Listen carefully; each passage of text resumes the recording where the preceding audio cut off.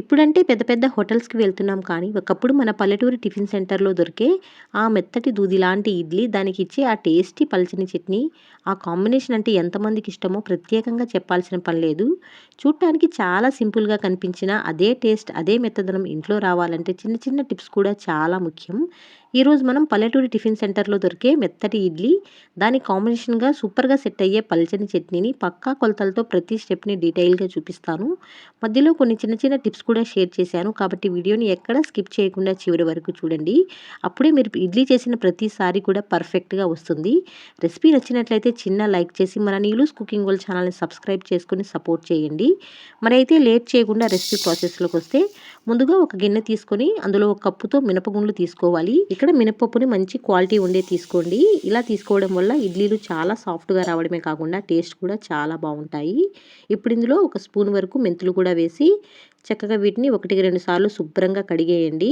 ఇలా 3 సార్లు కడిగిన తర్వాత మినపగుండ్లు మునిగేంత వరకు మంచినీళ్ళు పోసి నానబెట్టుకోవాలి.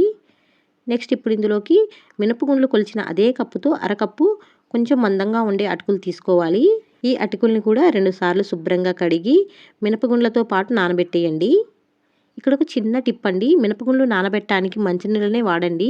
అదే నీళ్ళతో గ్రైండ్ చేస్తే ఇడ్లీలు చాలా మెత్తగా వస్తాయి. అలాగే ఫర్మెంటేషన్ కూడా చాలా బాగుంటుందండి.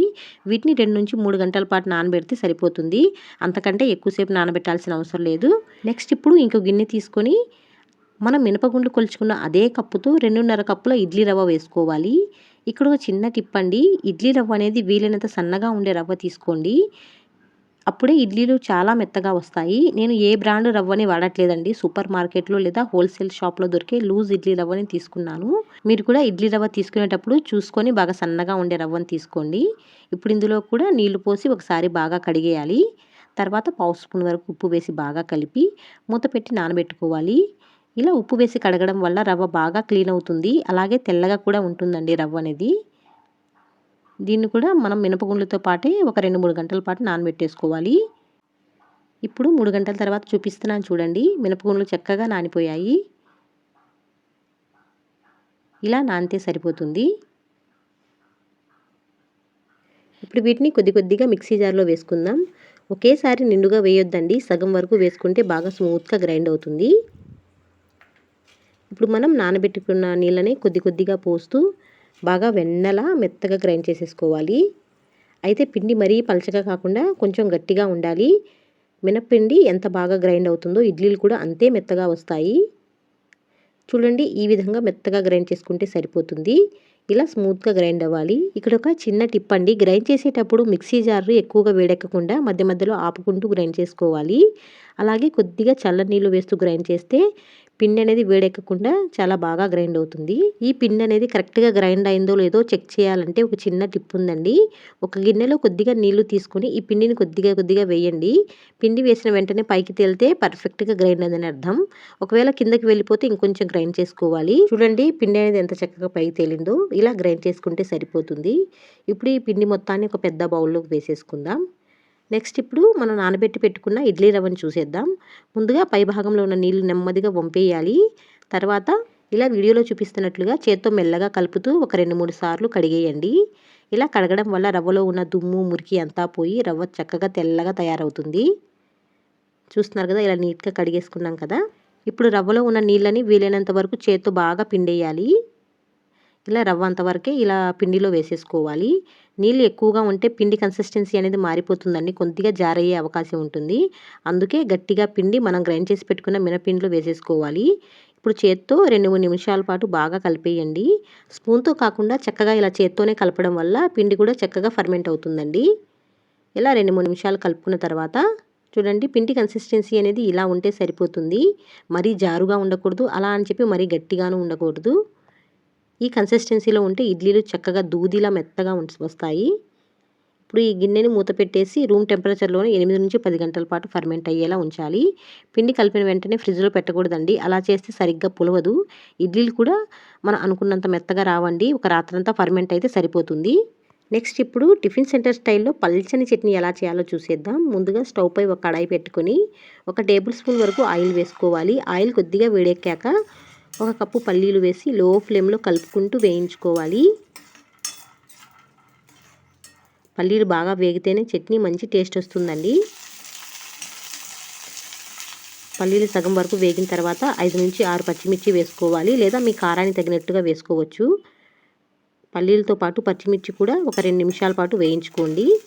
పచ్చిమిర్చి రంగు కొద్దిగా మారితే సరిపోతుంది. ఇప్పుడు ఇందులో 2 వెల్లుల్లిపాయ రెబ్బలు వేసి అర స్పూన్ జీలకర్ర కూడా వేసుకోవాలి. అలాగే ఫ్రెష్గా ఉండి ఒక రెమ్మ కరివేపాకు కూడా వేసి 1 నిమిషం పాటు వేయించుకోవాలి.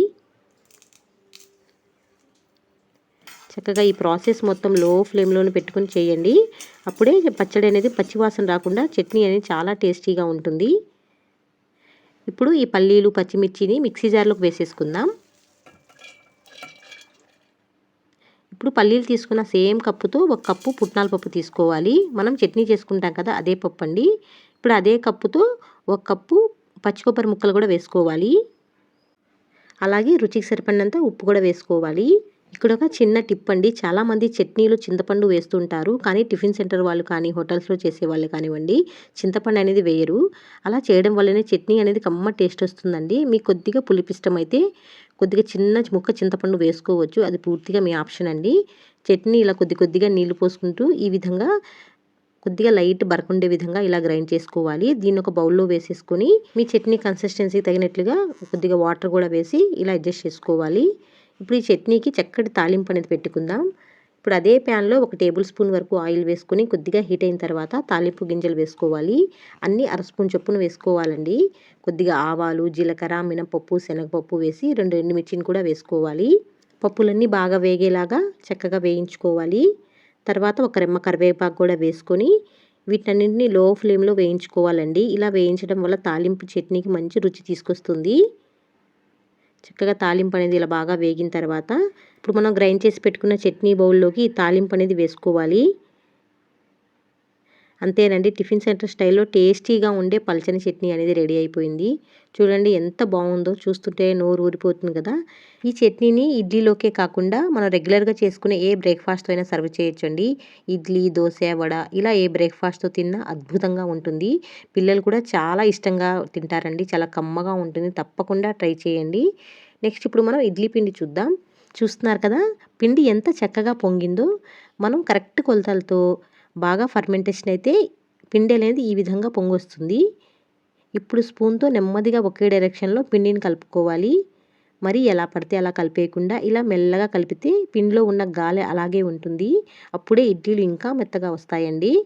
చూస్తున్నారు కదా, చక్కగా పిండి మొత్తాన్ని ఇలా బాగా కలిపేసుకొని మనకు ఎంత పిండి కావాలో అంత పిండిని ఒక బౌల్లోకి తీసేసుకోవాలి.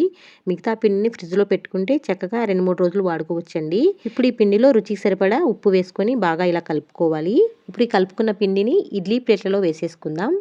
ఇక్కడ నేను కాటన్ క్లాత్ని వాడుతున్నాను. మీరు కావాలంటే పల్చని కర్చీఫ్ని కూడా వాడుకోవచ్చు. ముందుగా క్లాత్ని నీళ్ళల్లో తడిపి నీళ్లు బాగా పిండేసి ఇడ్లీ ప్లేట్ మీద ఇలా పరుచుకోవాలి. ఇప్పుడు ఒక్కో గరిట పిండిని ప్లేట్లో వేసుకోవాలి. ఇలా పిండి వేసిన తర్వాత స్పూన్తో నెమ్మదిగా ఇలా కొద్దిగా ప్రెస్ చేసినట్టు చేయాలండి. ఇలా చేస్తే ఇడ్లీలు అనేవి పల్చగా మెత్తగా వస్తాయి. అచ్చం టిఫిన్ సెంటర్లో తిన్నట్లే ఉంటాయండి. ఇలా అన్ని ప్లేట్లు రెడీ అయిన తర్వాత క్లాత్ని అంచుల లోపలికి మడిచి క్లోజ్ చేసేయండి. ఈలోపు ఇడ్లీ పాత్రలో ముందుగానే నీళ్లు పోసి మరిగించి పెట్టుకోవాలి. నీళ్లు బాగా మరిగిన తర్వాత ఒక్కో ప్లేటు పెట్టేసి మూత పెట్టేసి హై ఫ్లేమ్లో 3 నిమిషాలు, మీడియం ఫ్లేమ్లో 5 నిమిషాలు కుక్ చేసుకుంటే ఇడ్లీలు అనేవి చక్కగా ఉడికిపోతాయి. ఇప్పుడు ఇడ్లీలు ఉడికాయో లేదో ఒకసారి చూద్దాం. ముందుగా చేతిని కొద్దిగా నీళ్లు తడిచేసుకుని ఇడ్లీ పై భాగాన్ని లైట్గా టచ్ చేస్తే చూడండి, చేతికి పిండి అంటుకోకుండా ఉంటే ఇడ్లీలు చక్కగా ఉడికినట్లే. ఇప్పుడు ఇడ్లీ ప్లేట్లన్నిటికీ కొద్దిగా నీళ్లు చల్లి 1 నిమిషం అలాగే ఉంచేయండి. ఇలా చేస్తే క్లాత్కి ఇడ్లీలు అంటుకోకుండా చాలా ఈజీగా వచ్చేస్తాయి. ఇప్పుడు నెమ్మదిగా క్లాత్ని తోస్తూ ఇడ్లీలను బయటకు తీసేయండి. చూడండి ఒక్కొక్కటి విరగకుండా ఎంత నీట్గా వచ్చాయో. ఇడ్లీలు ఎంత మెత్తగా ఉన్నాయో, ఎంత ఫ్లఫీగా ఉన్నాయో చూస్తేనే తెలిసిపోతుంది కదా. నోట్లో పెట్టుకుంటే దూదులా కరిగిపోయేంత సాఫ్ట్గా ఉంటాయి. ఇలా చిన్న చిన్న టిప్స్ అన్నీ ఫాలో అవ్వడం వల్ల ఇడ్లీ అనేది ఈ విధంగా పర్ఫెక్ట్గా వస్తుందండి. ఈ మెత్తటి ఇడ్లీలని ఈ పల్చని చట్నీతో కలిపి తింటుంటే ఎన్ని ఇడ్లీలు తింటున్నామో కూడా లెక్కుండదండి. అంత టేస్టీగా ఉంటాయి. ఇడ్లీ అంటే అస్సలు ఇష్టం లేని వాళ్ళు కూడా ఇలా చేసి పెడితే ప్లేట్లు లాగించేస్తారు. అంత కమ్మగా ఉంటాయి. మీరు కూడా ఈ కొలతలతో ఒకసారి ట్రై చేసి మీకు ఎలా కుదిరిందో కూడా కమెంట్ సెక్షన్లో ఫీడ్బ్యాక్ ఇవ్వండి. అలాగే వీడియో నచ్చితే మాత్రం ఒక చిన్న లైక్ చేసి మన నీలూస్ కుకింగ్ వరల్డ్ ఛానల్ని సబ్స్క్రైబ్ చేసుకోవడం మాత్రం మర్చిపోవద్దు. మరొక మంచి రెసిపీతో నెక్స్ట్ వీడియోలో కలుద్దాం. Thanks for watching.